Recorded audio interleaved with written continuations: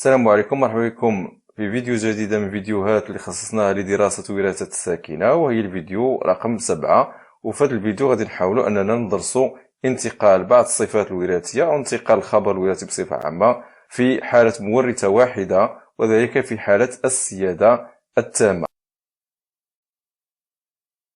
لدراسة الحالة نقترح المعطيات التالية. عند الإنسان تتحكم مورثة في تحديد العامل ريزوس الذي يمكن من تفكيك أو تقسيم الفصائل الدموية إلى فصيلتين ريزيس بلس وريزيس موان. ولاحظتوا فأعطينا الرمز ديال المظهر الخارجي للقول بأن عندما نتحدث عن هاتين الفصيلتين الدمويتين فنعتبرهما مظهرين خارجيين، وبطبيعة الحال مادام أنهم مظهرين خارجيين والصفة المدروسة هي صفة واحدة هي عامل ريزوس، فطبيعي أن كل مظهر خارجي تتحكم فيه مورثة والتي سوف تتوفر بحليلين. أحد الحليلين ديال المورثة هو حليل سائد سنعطيه الرمز دي كبيرة، والآخر متنحي نرمز له دي صغيرة، حيث لا تظهر الفصيلة ريزيس موان إلا عند الأفراد اللي عندهم النمط الوراثي دي صغيرة أي متشابه الاقتران متنحي، بينما كل نمط وراثي مخالف لهذه دي صغيرة فإنه يعطي المظهر الخارجي ريزيس بلس. وبالتالي فخصنا نتعلموا كيفاش نقراو هذه المعطيات. هنا حددنا فقط النمط الوراثي الخاص بريزيس موان، بينما أي نمط وراثي اللي هو مختلف على هذا دي صغيرة فسيعطي مباشرة المظهر الخارجي اللي هو الفصيلة الثانية ريزيس بلس. في هذه المعطيات عندنا دراسة ديال ساكنة بشرية في منطقة معينة مكونة من 400 شخص. هذه الدراسة أكدت أن 230 من هذه 400 شخص داخل هذه الساكنة البشرية كلهم هذه 230 عندهم الفصيلة ريزيس بلس. وكتوقف المعطيات عند هذه النقطة.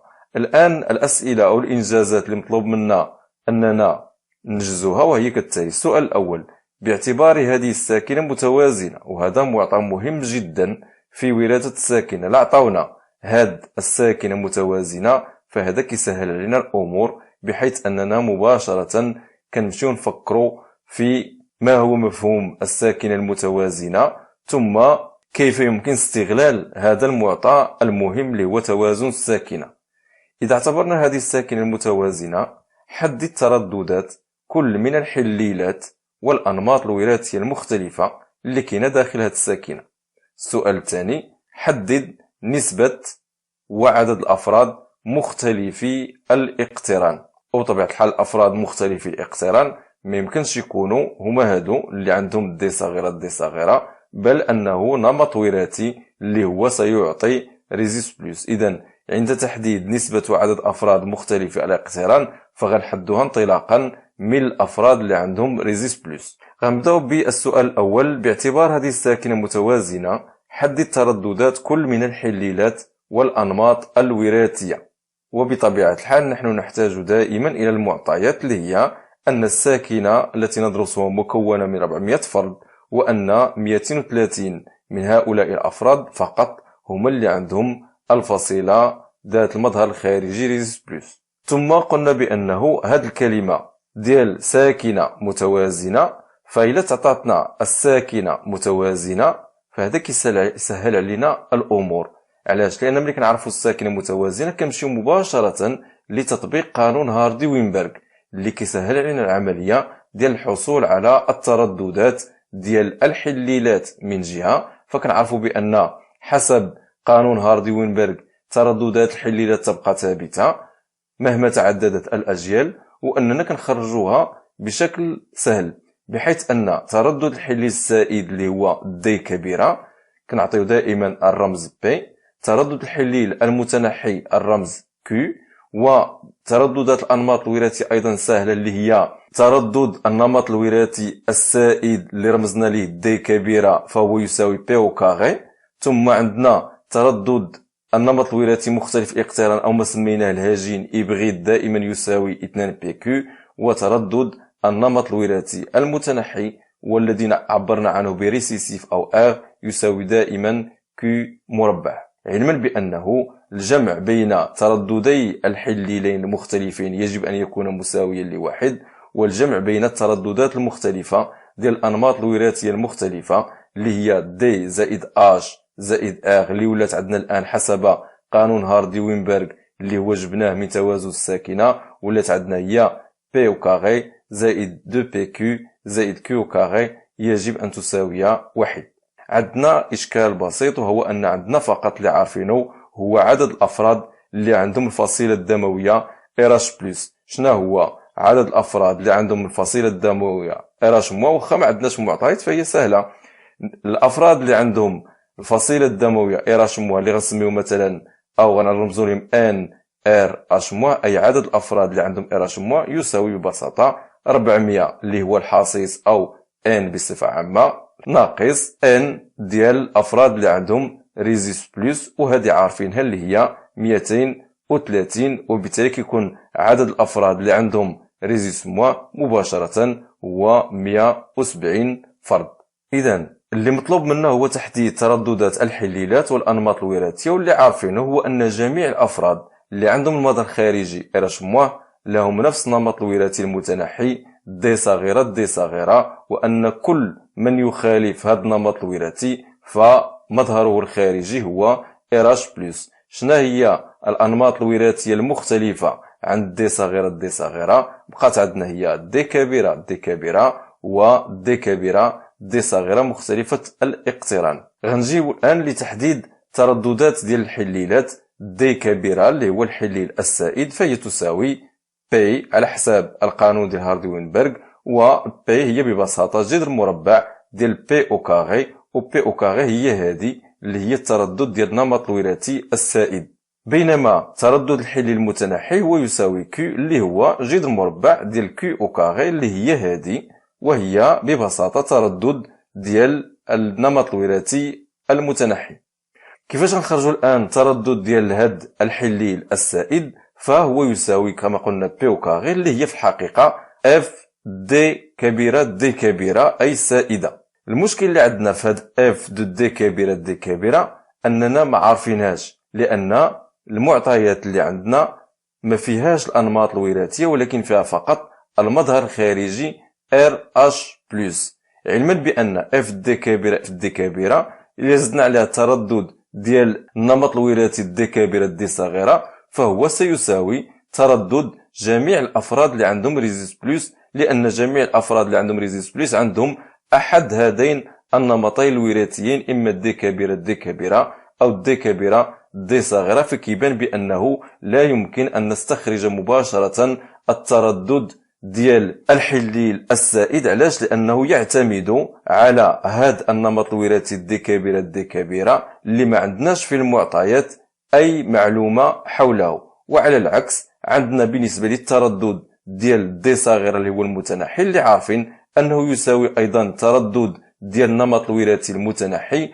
وعندنا كيفاش نخرجوه. كيفاش غنخرجوا التردد ديال دي صغيرة دي صغيرة؟ سهلة، كنمشيو للمعطيات. شنو عندنا في المعطيات؟ جميع الأفراد ذو المظهر الخارجي RH- كلهم عندهم نفس النمط الوراثي اللي هو دي صغيرة دي صغيرة. هذا يعني أن التردد ديال النمط الوراثي دي صغيرة دي صغيرة يساوي التردد ديال المظهر الخارجي ريزوس موا. وحنا قلنا سابقا بأن التردد ديال ريزوس موا يساوي عدد الأفراد اللي عندهم المظهر الخارجي ريزوس موا على الحصيص اللي هو المجموع ديال الأفراد وهو 400 فرد. كيفاش خرجنا هذا العدد ديال ريزوس موا؟ درناها سابقا اللي هي هاد 400 فرد اللي هي n اللي هو الحصيص تساوي n أو عدد الأفراد اللي عندهم ريزيس بلس، وعندنا في المعطيات هما 230 زائد مجموع الأفراد اللي عندهم المظهر الخارجي ريزيس موا. هذه عارفينها كحصيص هي 400. إذن عدد الأفراد اللي عندهم ريزيس موا يساوي الحصيص الإجمالي ناقص مجموع الأفراد اللي عندهم ريزيس بلس. تطبيق عددي بسيط، هذه تساوي 400 هذه تساوي 230. إذن 400 ناقص 230 تساوي 170. شنو هو التردد ديال الأفراد اللي عندهم مظهر خارجي ريزيس موا؟ سيساوي هو 170 على 400 فرد كحصيص إجمالي، وهي اللي غنخرجوها هنا. إذن اف ديال دي صغيرة دي صغيرة إلا حسبناها غنلقاوها هي 0.425. غادي ناخدو هاد 0.425 غادي نعوضوها هنا، غتولي هي جذر المربع ديال 0.425 التي تساوي ببساطة 0.651 اللي هي التردد ديال الحليل المتنحي. وبالتالي ملي تكون عندنا المعطيات بهذا الشكل فكنمشيو دائما نقلبوا على الافراد اللي عندهم النمط الوراثي المتنحي لانهم كيسهلوا علينا العمليه. لقينا الان التردد ديال اف دو دي صغيره، بقى لنا التردد ديال دي كبيره اللي هو الحليل الثاني. حنا اللي عارفين بان هاد التردد ديال اف دو دي كبيره رمزنا ليه بي، وعارفين بان بي زائد كيو تساوي 1. فين عندنا كيو هنا هي اف دو دي صغيره، اذا هذه هي تساوي كيو. شنو غنديروا الان باش نخرجوا بي تساوي 1 ناقص كيو التي تساوي 0.349، وغنجيو نتاكدوا منها بحيث انه الا خدينا بي اللي هي 0.349 وزدنا عليها كيو اللي هي 0.651 فغتخرج لنا مباشره تساوي 1. اذا هادشي اللي درناه لحد الان هو صحيح. الان في السؤال بقى عندنا حساب ترددات الانماط الوراثيه. اسافوار الانماط الوراثيه اللي عندنا هي دي كبيره دي كبيره دي كبيره دي صغيره ودي صغيره دي صغيره. ملي كتكون عندنا الساكنه متوازنه العمليه سهله جدا، بحيث ان اف دو دي كبيره دي كبيره هي بي او كاري. بي لقيناها هنا، اذا نقدروا نخرجوا التردد ديال هذا النمط الوراثي. نفس الشيء بالنسبه للنمط الوراثي الثاني هي 2 بي كيو، عندنا بي وعندنا كيو، اذا غنضربوها بجوج وغتخرج لنا التردد ديال دي كبيره دي صغيره كنمط وراثي. ونفس الشيء بالنسبه لدي صغيره دي صغيره عندنا كيو، فيكفي اننا نديروا المربع ديالها وغنحصلوا على التردد. اذا التردد ديال دي صغيره دي صغيره كما قلنا كيو او كاري اللي هي 0.651 مربع اللي هي 0.423. التردد ديال دي كبيره دي كبيره هي بي او كاري اللي هي 0.121. والتردد ديال دي كبيره دي صغيره هي 2 بي كيو اللي هي 2 في 0.349 في 0.651 كتخرج لنا 0.454. باش نتاكدوا كناخذوا هذه وكنزيدوا عليها الثانيه وكنزيدوا عليها الثالثه وخاصها تخرج لنا قريبه من 1. ف 0.454 زائد 0.121 زائد 0.423 فكتخرجنا في 0.998 اللي هي بطبيعة الحال قريبة جدا من 1. السؤال الموالي وهو تحديد نسبة الأفراد RH+ مختلفو الاقتران. بمعنى كنقلبوا داخل RH+ كما قلنا جميع الأفراد اللي عندهم مظهر خارجي RH+ كفصيلة دموية فعندهم نمطين وراثيين اللي هما دي كبيرة دي كبيرة وأيضا دي كبيرة دي صغيرة، بجوج بهم عندهم نفس المظهر الخارجي RH+. لقينا بطبيعة الحال التردد ديال دي كبيرة دي كبيرة ولقينا التردد ديال دي كبيرة دي صغيرة، لكن ما عرفناش ما هي النسبة المئوية ديال الأفراد اللي عندهم النمط الوراثي دي كبيرة دي صغيرة اللي هما مختلفو الاقتران من ضمن جميع الأفراد اللي عندهم هذا المظهر الخارجي RH+. كيفاش غنديروا العملية؟ فالعملية سهلة. بطبيعة الحال حنا عارفين بأنه الأفراد ذوي المظهر الخارجي RH+ كما قلنا عندهم أحد نمطي الوراثيين دي كبيرة دي صغيرة مختلف الاقتران أو دي كبيرة متشابه الاقتران سائد. بصيغة أخرى أن كل الأفراد اللي عندهم مظهر خارجي RH+ يمثلون 100%. بغينا فقط أننا نحولوا هذه المعطيات اللي عندنا هنا إلى نسب مئوية.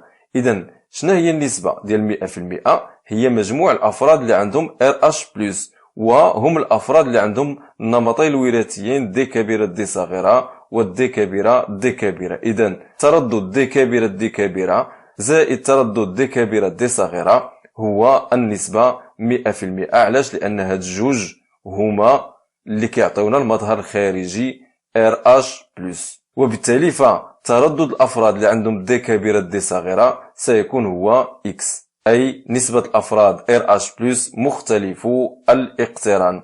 وبالتالي x تساوي f دو d كبيرة d صغيرة على f دو d كبيرة d كبيرة زائد f ديال d كبيرة d صغيرة في 100%. وحنا عارفين بأنه عندنا سابقا عارفين f d كبيرة d كبيرة كم تساوي، خرجنا من السؤال السابق، وأيضا f دو d كبيرة d صغيرة. غنديرو تطبيق عددي فكتخرج لنا النسبة ديال الأفراد مختلفو الاقتران هي 78.89 في 100. وبالتالي هذا كيخلينا ندوزو إلى السؤال الموالي اللي هو ما هو عدد الأفراد الآن RH بلس مختلفو الاقتران. مني غنجيبو العدد غنجيبوه من هاد النسبة ديال الأفراد RH بلس مختلفو الاقتران اللي قلنا كانت عندنا هي X وعرفناها بالضبط هي 78.89%. فغنديرو العملية بشكل معاكس نسبيا اللي هو أنه عارفين أن عدد الأفراد RH بلس هو 230 فرد، وأن هاد 230 فرد هي التي سوف تمثل النسبة ديال 100% اللي هي مجموع الأفراد اللي عندهم المظهر الخارجي RH بلس. فبالتالي هذيك 78.89% ديال عدد الأفراد مختلفو الاقتران هي التي سوف تمثل X. كم ستساوي X اللي هو عدد الأفراد مختلفو الاقتران؟ العملية الثلاثية X تساوي 78.89% في 230 على 100% ستساوي 179.4. غير كيبان بأن مادام كنتكلموا على عدد ديال الأفراد إذا ما يمكنش تكون عندنا الفاصلة، فكنمشيو دائما بالإفراط أو التفريط. كتبان لنا 4 أو فاصلة 4 هي أصغر من فاصلة 5، فبالتالي كنخليوها هي 179 فرد مختلف اقتران من بين هاد 230 فرد اللي عندهم المظهر الخارجي RH+. وبالتالي كنكون خدمنا هاد الحالة الأولى اللي هي انتقال مورثة واحدة في حالة السيادة التامة، وكنتعاملوا معها بحال نفس الطريقة ديال القوانين الإحصائية بشكل عادي، إلا أنه كنطبقوا معطيات جديدة التي تخص الساكنة واللي سهل علينا العملية فيما يتعلق بهذه الحالة المدروسة، وهو أن خدينا في البداية أن الساكنة متوازنة، وبالتالي لقينا ترددات الحليلات مباشرة P و Q، وأيضا ترددات ديال الأنماط الوراثية المختلفة اللي هي دائما 3 أنماط وراثية بتطبيق الصيغة اللي عطاها هاردي وينبرغ. في الفيديو المقبل غادي نحاول أن نشوف حالة ثانية من انتقال المورثات عند الساكنة، وهي حالة تساوي السيادة. في انتظار أننا نلتقي في فيديو مقبلة، كنتمنى تكون هذا الفيديو فاتكم، وإلى اللقاء.